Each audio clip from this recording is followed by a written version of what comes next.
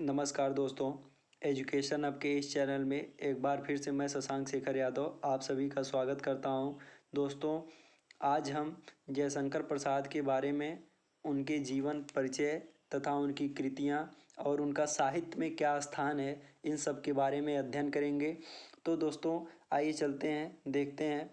दोस्तों, जयशंकर प्रसाद के बारे में दो लाइन पहले आपको बताना चाहता हूँ। जयशंकर प्रसाद के बारे में दोस्तों ऐसा कहा जाता है कि काशी वासी दानशील शिवरत्न पुत्र देवी प्रसाद जाके सुत हिंदी गौरव के उच्च कोटि के नाटककार।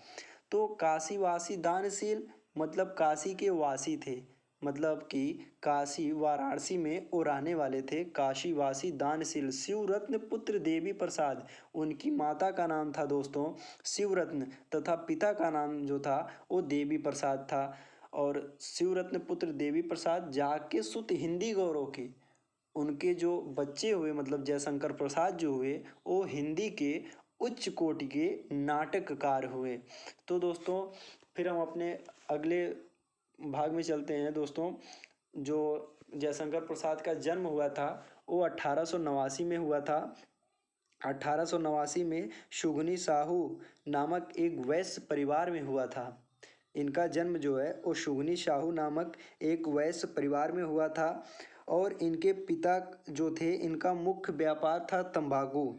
तंबाकू का जो है इनका एक व्यापार था, उसी से इनके घर का जो है पालन पोषण होता था। दोस्तों, इनका जो बचपन था वो बहुत ही आनंदमय तरीके से बीता था। जयशंकर प्रसाद का जो बचपन था वो बहुत ही आनंदमय तरीके से बीता था। लेकिन दोस्तों, 4 वर्ष के बाद ही इनकी माता का देहावसान हो गया। इनके जन्म लेने के 4 वर्ष बाद ही इनकी माता का जो है देहावसान हो गया। इसलिए प्रसाद जी की पूरी शिक्षा, उनकी जो है पूरी शिक्षा और उनका पालन पोषण उनके बड़े भाई ने शंभू रत्न, जिनका नाम जो है शंभू रत्न बताया जाता है, उन्होंने किया। दोस्तों, प्रसाद जी ने जो है प्रसाद जी ने घर पर ही रहकर अपनी सारी पढ़ाइयों को पूरी की थी। अब हम अगले क्रम में देखते हैं। दोस्तों, जन्म स्थान हमने आपको काशी बता दिया। इसके बाद फिर पिता का नाम देवी प्रसाद, वो भी हमने आपको बता दिया। फिर हम दोस्तों शिक्षा देखते हैं। अब शिक्षा में देखते हैं दोस्तों, इन्होंने अंग्रेजी, फारसी, उर्दू, हिंदी व संस्कृत स्वाध्याय से, इनकी घर की स्थिति उस समय ठीक नहीं थी कि ये विद्यालय जाकर पढ़ सकें। इन्होंने दोस्तों घर पर रहकर अंग्रेजी, फारसी, उर्दू, हिंदी, संस्कृत अपने स्वाध्याय से इन चीज़ों को सीखा। और दोस्तों, इसी के साथ उन्होंने वेद पुराण साहित्य दर्शन इन्होंने स्वाध्याय से ही उसको पढ़ा और सीखा। इसके बाद दोस्तों, प्रसाद जी ने काव्य सृजन मतलब काव्य को बनाने की रचने की क्षमता जो है इनके बाल्यकाल से ही जो है वो दिखने लगी थी। लेकिन संयोगवश उस समय इनके ऊपर और विपत आ पड़ी और उसी समय इनके बड़े भाई शंभू रत्न जी वो इस दुनिया में से विदा हो गए। इसके बाद घर का पूरा जिम्मेदारी इनके कंधों पर आ चुकी, जयशंकर प्रसाद जी के कंधों पर आ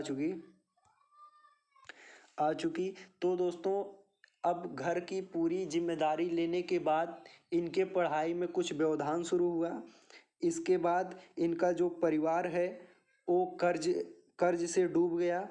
ऋण चुकाने के लिए इन्होंने पूरी जो है पैतृक संपत्ति थी, जो घर था, सब कुछ जो पिता के द्वारा बनाई हुई संपत्ति थी, इन्होंने सब कुछ बेच डाली। उसके बाद प्रसाद जी ने अपने जीवन में अनेक विपरीत परिस्थितियों का सामना किया। इनके जीवन में इतनी विपरीत जो है परिस्थितियां आई, उनका इन्होंने सामना किया और पूरा इनका जीवन जो है वो पूरी तरह से संघर्षों में बीता। दोस्तों, जो इनका जीवन था वो पूरी तरह के शुरू से लेकर अंत तक संघर्षों में बीता। और उसके बाद लेकिन वह कभी पराजित नहीं हुए।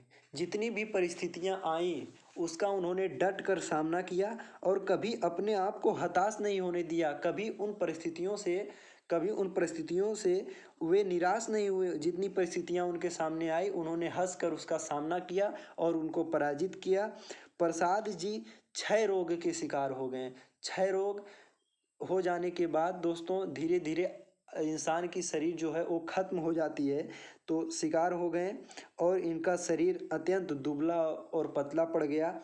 और 1937 में प्रसाद जी इस दुनिया से अलविदा हो गए। उन्होंने इस दुनिया को छोड़ दिया दोस्तों 1937 में। अब इनके लेखन विधा को हम देखते हैं दोस्तों। तो लेखन विधा में एक काव्य, कहानी, उपन्यास, नाटक व निबंध लिखते थे दोस्तों। उसके बाद इनकी जो साहित्य में पहचान थी, जो इनकी साहित्य में पहचान थी वो थी छायावादी काव्य धारा के प्रवर्तक थे ए जयशंकर प्रसाद जी। और इनकी जो भाषा है दोस्तों वो साहित्यिक खड़ी बोली है। जो इनकी भाषा है वो साहित्यिक खड़ी बोली है। फिर इनकी शैली जो है वो विचारात्मक, भावात्मक, चित्रात्मक, अनुसंधानात्मक, इतिवृत्तात्मक आदि इनकी शैलियाँ हैं दोस्तों। इसके बाद फिर हम देखते हैं इनकी जो कृतियाँ हैं। इनकी जो कृतियाँ हैं दोस्तों, काव्य में इनकी जो सबसे श्रेष्ठ रचना मानी जाती है दोस्तों वो आंसू है।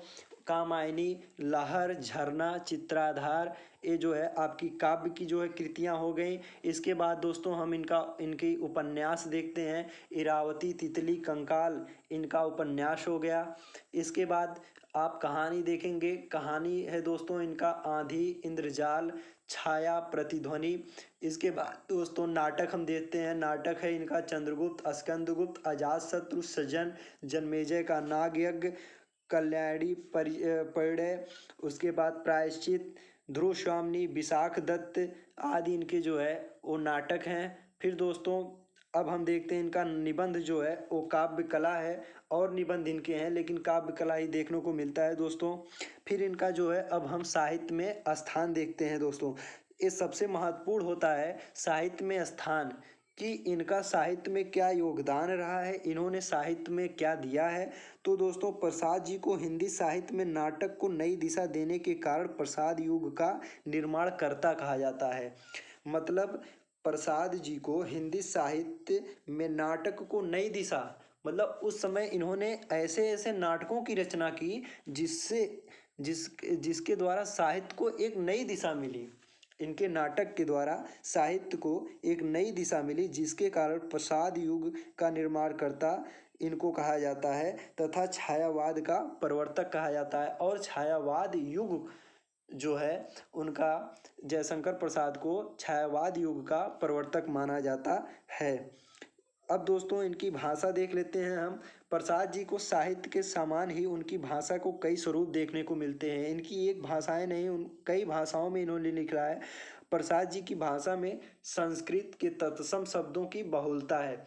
जो जयशंकर प्रसाद जी की जो भाषा है इसमें संस्कृत के जो तत्सम शब्द हैं उनके प्रयोग हुए हैं।